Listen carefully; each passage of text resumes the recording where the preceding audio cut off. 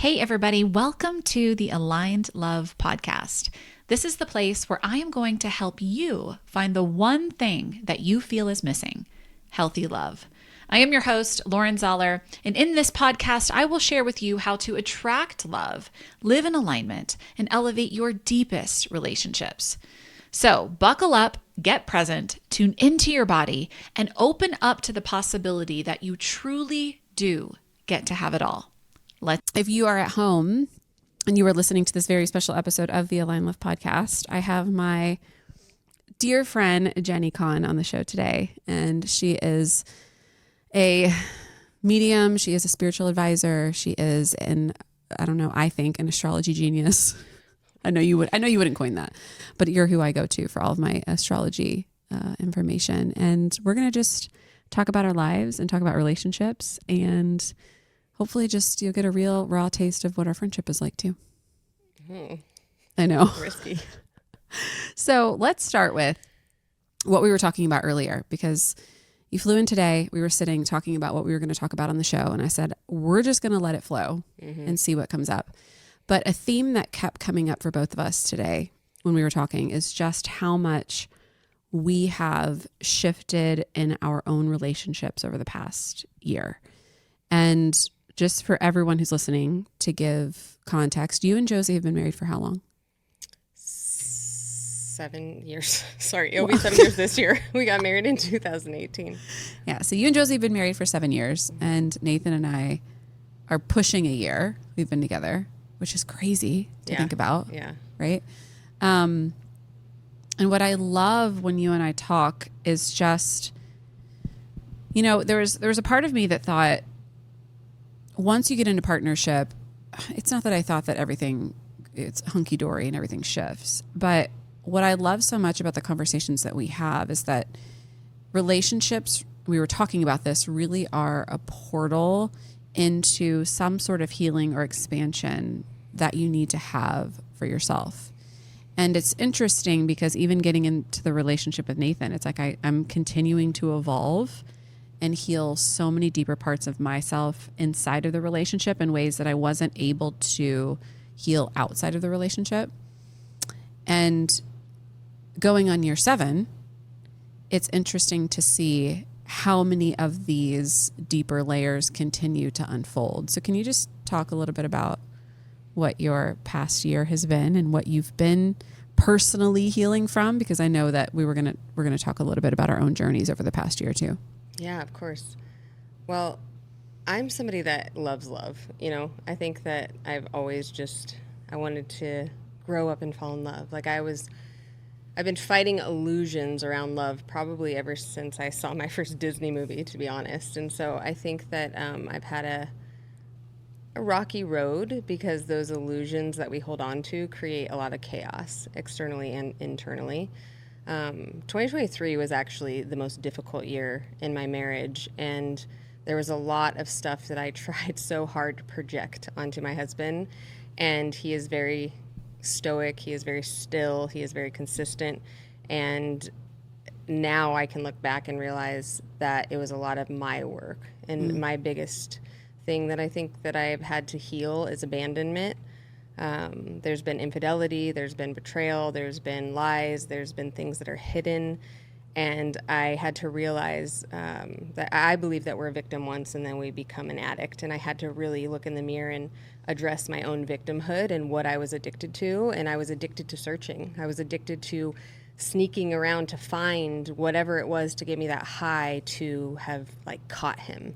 And if you look long enough, you're always going to catch something that is going to let you believe that something's not, as ethical or that supports your illusion of what love is or what marriage is.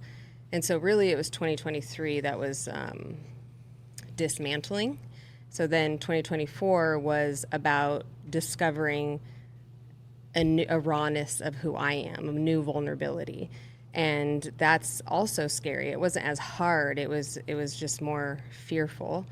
And I had to use my words, as my husband would say, which is so funny because in my business, I can be so articulate. I can be really well-spoken when I'm talking about spirit or when I'm helping other people. But when it comes to our own stuff, it's messy, and it's that wounded inner child that sort of takes the driver's seat. And if you're in a healthy partnership, your partner's going to know when you're really, really not having a good moment or a good day. And I think it's about finding the language to just say, I'm relapsing, if you will.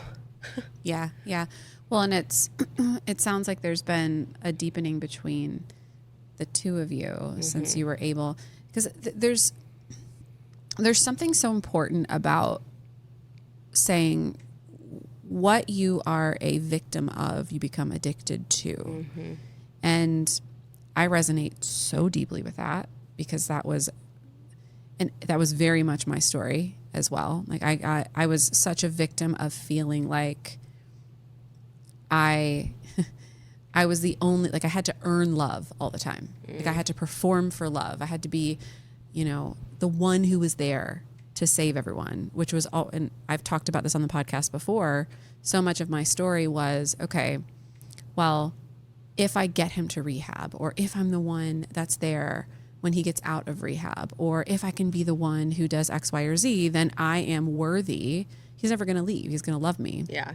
And so then that became the very thing that I was addicted to. It was like I was addicted to that validation. And even now, 2 days ago, I remember saying to Nathan, because I was doing, right? I was doing so much. Like I was getting the girls ready for Easter, and I was getting myself packed, and I was making sure that he was okay and getting him coffee.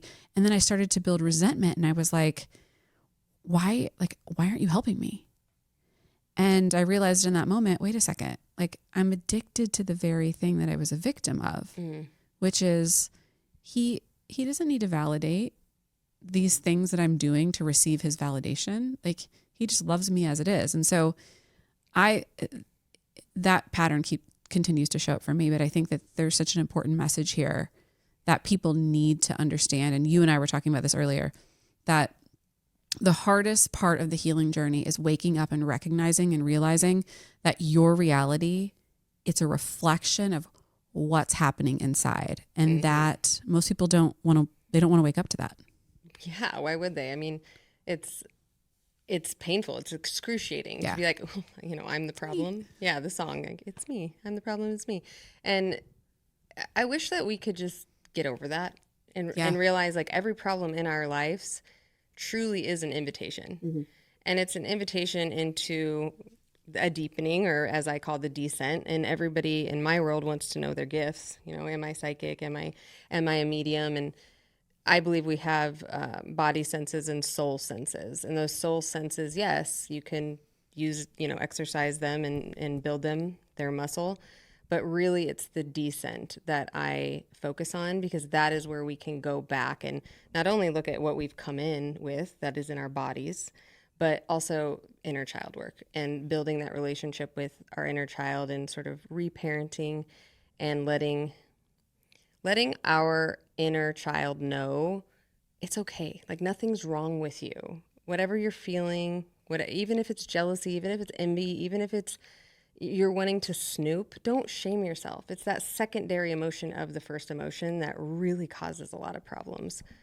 Yeah. Well, and it's funny too, because I notice even with, and I'm sure that you notice this too with the women that you work with, we want to shame ourselves. Like even when we start to understand and have a relationship to our inner child, it's almost like when she acts up, because she's going to act up because she's been a part of you since you were a child.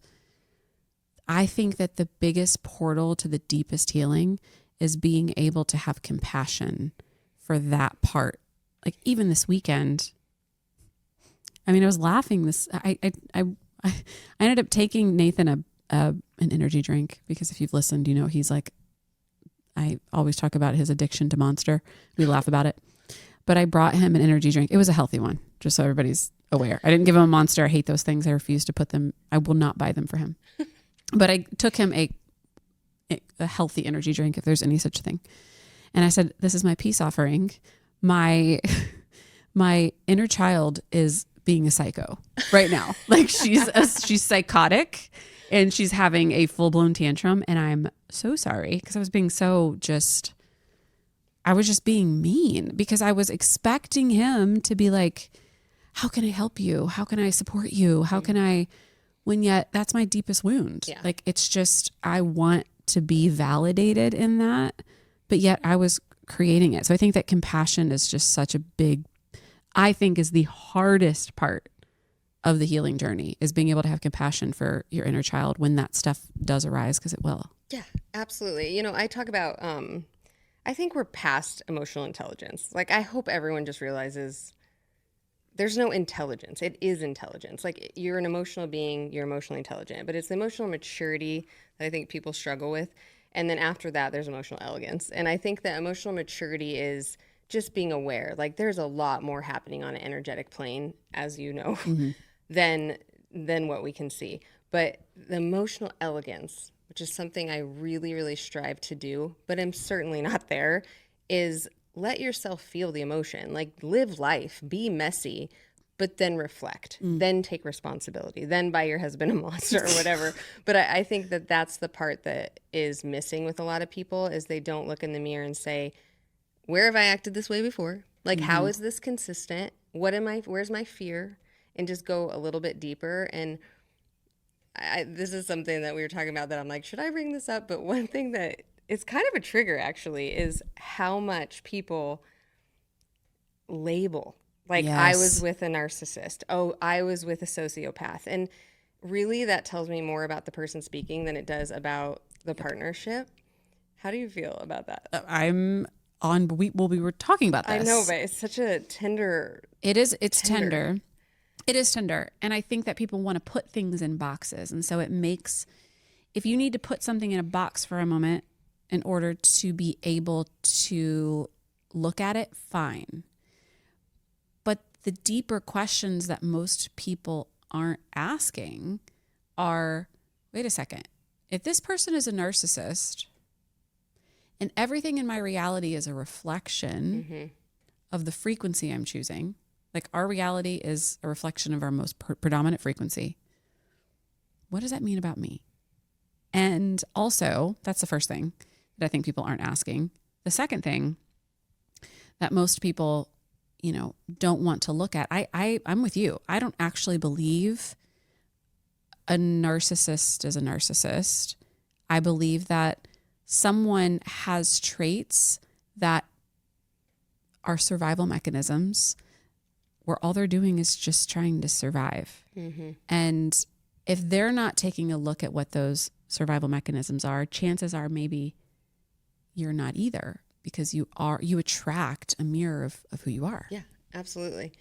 I when I hear that, it makes me immediately want to have a lot of compassion and empathy for the person telling me that, because what I hear is, I need to label them as a narcissist so I can be validated in my pain. Yep. And so then you address the pain points, but it's still about them. Yeah. It becomes a way,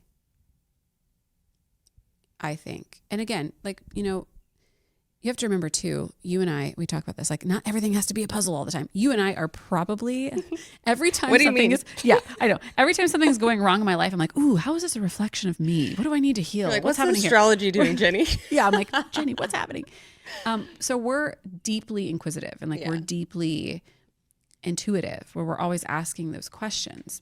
But I do think that the labels are a way to escape taking any radical responsibility for what's happening in your life. And I think it's a really slippery slope. Yeah, it's learned too. Like, I think that that's something that, you know, I feel like it got really popular like a decade ago. And so I think people didn't even know those terms. And then when people knew those terms, and even if I remember going actually to a therapist, and a therapist telling me that I should look up narcissistic mothers about my mom. And, you know, I think that that maybe caused more damage than anything, because I did feel validated in my mid-20s, but then I believed it. Yeah. And then now I'm like, I don't believe it at all. I think that there's wounding in my maternal line, and I can see it very clearly, and I do the best I can to have compassion, but I've also had to create a lot of boundaries and withdraw from a lot of things. And that that's a whole different type of pain. But it's at some point, like I said, we have to re-raise our inner child and we have to pick us. And that could make me look like a narcissist to somebody else. Yeah. Ladies, let's talk about something we don't hear enough about: options. For years, I thought that love, marriage, and babies had to happen on a set timeline. But here's the truth. Your timeline, it's yours to create. And that is why I have made the decision to freeze my eggs with Tennessee Fertility Institute, because having choices is power. Whether you're focusing on your career, waiting for the right partner, or simply want to give yourself peace of mind, fertility preservation lets you take control of your future on your terms. If you have ever wondered if egg freezing is right for you, this is your sign. Tennessee Fertility Institute makes the process simple, supportive, and designed for you. You can book your free consult today at tnfertility.com/contact-us. Again, that is tnfertility.com/contact-us, because your future deserves options. For sure. Well, and I think a good way to look at it, the way that I relate it to a lot of the things that come up inside of my practice, people love to label themselves with attachment styles. Yeah. Right? Like, I'm anxiously attached, I'm avoidant. And what happens is that if the conversation stops there, because I do think that there's a lot to be gained from saying, oh, I recognize this person had narcissistic tendencies. Or I recognize that I have narcissistic tendencies. How can I shift that? Because I believe everything's on a spectrum. Absolutely. Right? Like, there is a reality where secure attachment can be yours. Like, you can have secure attachment as your baseline. Let's say if you did, test on the scale of being deeper in anxious attachment, you can start to work to have deeper secure attachment in your system if you're willing to say, oh, I recognize this and I'm willing to heal. And so I think that there's something to be said for understanding that, okay, this person could have been a narcissist. What does this mean? And how can I gather that information and use it to heal on a deeper level? And I think that goes with any quote unquote label in the psychology world. As you're saying that, I'm like getting this visual though, because this is what I feel like is so important, is like, this is why I love astrology so much. And I hate that I always bring it back to astrology, because most people are like, what the hell is she saying? But I know, when are you going to embrace it? Because I'm like, I gotta own it. You got to own it, because you're so knowledgeable. Well, thank you. But when you're talking, I'm like, we are like breathing, moving, evolving beings. And so when you look at anything, like, I always think of the 4 seasons, and I know that, everyone in the world doesn't have 4 seasons, but it makes sense in my mind. And so even if you're looking at a spectrum, let's just say secure attachment is like the baseline, the middle, and it's like, oh, I wish I was there. Like, I always look at the infinity sign, and that access point is the ideal. Yeah. On any given day, you can sway. Like, I feel like I'm more anxious with my male relationships and more avoidant with my female relationships, but not always. And so as the weather changes, and as the astrological atmosphere changes, and as we evolve, and as we respond to other people going through a different universe, that, our own internal universe, being in the universe, it's like, we have to understand that everything is just a tool. And so understanding avoidant and understanding secure and understanding anxious, it's a tool. Understanding narcissism, understanding codependence, it's a tool. And so instead of labeling it, just look at it, it's like, what is the weather like today? Yeah. That's just, it's not, we're so complex. Yep. We are so complex. And so there's something I like to talk about a lot, and it's priority over protocol. And I would get really frustrated with like protocol that's bred into us, whether it's conditioning or religion. But this hit me on a holiday, and it was a holiday where you're obligated to do something. I'm like, I don't want to. And I would get so angry. And instead of realizing I don't have to then, I just kept getting angry every year on this specific holiday. And then finally it just hit me. It's like, I don't want to be obligated to protocol anymore. I want to be obligated to priority, and peace is my priority. So anything that is against my peace, I'm not going to make a priority anymore. And so that like started to make me realize that I don't have to do things that make my nervous system a wreck. I mean, yes, I need to make a living. Yes, please don't like quit your job because you don't think it's, you know, you don't want protocol, but you know, there's certain things, have discernment. But that gave me so much permission to trust myself, especially being a generator like you and knowing like, oh, frustration means we're moving in the wrong direction. We're not supporting our expansion or our evolution. And I just started to live differently. Yeah. Yeah. Well, I mean, and that is the definition of being able to take your healing and your reality into your own hands. Yeah. And a lot of people just don't want to live by that. They want to just stay victim. And I think if for anybody that's listening, of course, I was like, the conversation's just going to flow. Something's going to come out.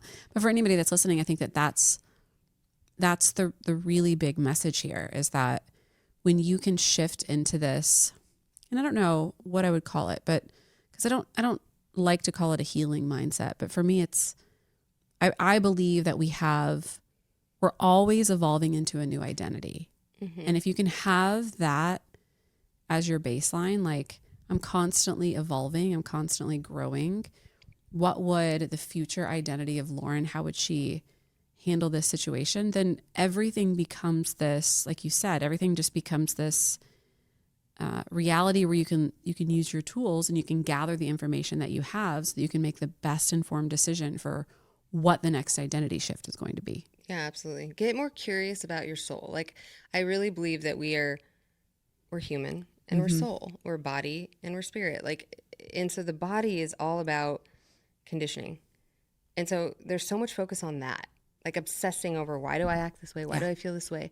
And go deeper and ask more evolutionary questions about your own existence. At least that's how I view the world. But you and I both have placements in our 8th house, and that's some deep shit. So I'm sure your listeners are like, hey, you know, they're getting it. But some people are like, what? Like people will be like, you're too deep. You're too intense. And it's truly what I'm meant to do, though. So if you're into these conversations, it's probably what you're meant to do too, is go deeper. Yeah. It's when you were saying that, it just kind of sparked, you know, I was talking the other day, and I think that you and I have spoken about this, but growing up, I never really felt like I fit into my family, you know, and it was because I'm such a feeler. And I remember my mom saying to me, like, you overanalyze everything. You know, you just like overthink everything. Like, why am I here? Yeah. And, you know, part of my healing journey over the past couple of years, which is I truly believe is what helped me call, you know, Nathan into my life and you into my life and this beautiful, really soft, slow life that I have now, is embracing that part of myself and not making myself wrong for feeling as deep as I do and going as deep as I do. Because then I realized, like, whoa, there's other people in the world that are just like me. Like I'm not, and not that there's anything wrong. I love my family, right? Like they're so wonderful and I love them so much, but I was different. And I hid in claiming those gifts, because they're gifts, for such a long time because I was too afraid to really soften into them. Yeah. Well, you have an Aquarius moon, and that is like, you're an alien. Just kidding. Great. Just kidding. No, I feel like an alien. You do. Your moon, your emotional intelligence, your emotional body is tapped into an etheric realm, and there's always this searching for more and downloading, you know, bringing in stuff for the collective. But I just remember, so anytime I'm, you know, doing a session with somebody or meeting with somebody, I will start to feel what they feel. And I'm working on boundaries. This is like the work of my life, but sometimes it just comes through. And I remember going to pick up Lauren in Denver, and I was just being so silly that morning, like super, super silly. And I'm not really a silly person, I would say. And I'm like, I think Lauren's kind of like quirky and silly. Like, I think she like is kind of a dork. And I pull up and she's running across the street waving a stuffed animal unicorn. And I was like, oh my God, I do not know this side of Lauren. And she gets in the car and I go, Lauren, I've been acting so silly all morning. I'm like, are you kind of like quirky? Are you kind of a dork? And you're like, totally. We just laughed and you're like, I got you a unicorn, which I mean, I love unicorns and there's a story behind that. So maybe I am kind of dorky too. I don't know. But it was just so funny because that is you. Like, Yeah. that you have this like super playful, like, we just start giggling. The minute we know. get together, we start giggling. I know. It's so crazy. And I love it so much. I love it so much. Too. I know. I saw that unicorn in the airport and I was like, I have to get that for Jenni. And then the Nashville t-shirt. I You know, like took it off. took You're it- like, you don't have to keep the t-shirt. I love it so much. But I mean, it is. There's, and this is what's cool about astrology, because I think that once you and I started to deepen our relationship and our bond, I mean, it's already 25 minutes. I've got with my friends, I really need my episodes to be like 5 hours long. But at some point I need to have you back on and we need to tell the story about how we became friends, because it's pretty wild. Yeah, that's a long story. It's a really long story. I'll come back to Nashville. Yeah. But or we can do it virtually. We'll figure it out. But I remember once, we became friends, we were just like sharing our gifts with each other. Part of you explaining to me just overall kind of reading my chart, it gave me permission to realize like, oh, these parts of me, Yes. like these Yes. parts of me are real. It's not something that I just feel. Yeah. Like I have some sort of validation for why I Yes. feel this way. And I think I was kind of like on the cusp about astrology for a long time, but getting to know you and hearing that really gave me permission to soften. I love that. And everything is a doorway. Like, everything is a doorway. I don't care if you pull tarot, read tea leaves, love astrology, human design, whatever it is, it really just is a doorway for you to feel validated and then deepen it for yourself. And so astrology is a doorway. And when I see something, then the channel starts and I can feel more. And that's what has made me love myself, is we are multifaceted. And I realize like we both do have a very polarizing chart. And so people that have been following Lauren for a long time see there's different facets of her, and they come through in different seasons of her life, and they will continue to. And that's not because she doesn't know who she is. It's because she's embracing who she is in that season 100%. And that is an evolution. Like, that's a true evolution. I have goosebumps as I'm saying that, because that was something I shamed myself for a long time, because I'm very introverted, very sensitive, very inward. And then I'm a rising Leo conjunct Venus. So it's like, but when I do go out, it's my movie premiere. I expect royal treatment and like watch out, which, is kind of today. But it's like in the who elevator am I? on the way here. We ran into a fireman. And we have champagne and we're walking in the elevator and he's like, looks like you're going to have a better night than me. And he was going to work. And I was like, well, maybe we'll start a fire just because I'm funny, guys. And he's like, please don't. I was like, okay. But it was the way that you said it. It was just like, I know. And you had your sunglasses on. I mean, this is Jenni. I was like, whoa, what I would give to be able to say that to a fireman in an elevator. Yeah, but I don't even know. I think he blushed a little. He did. Okay. He definitely did. I don't know. It was he loved so it. funny. He I'm loved getting it. hot talking about it because I'm happily married, you guys. I don't know what gets into me, but most of the time I'm in PJs, like completely introverted in my house, crocheting baby blankets for whoever's God, the having a most baby. beautiful baby blankets. The most beautiful. But again, to reflect back what you were just saying to me, that because, I showed up to pick you up today in a baseball hat and jeans and I probably look like a mom with 10 kids that would drive a minivan. I don't know. In like my mom jeans, right? And then yet on the other side of it, You look like a damn goddess right now. well, thank you.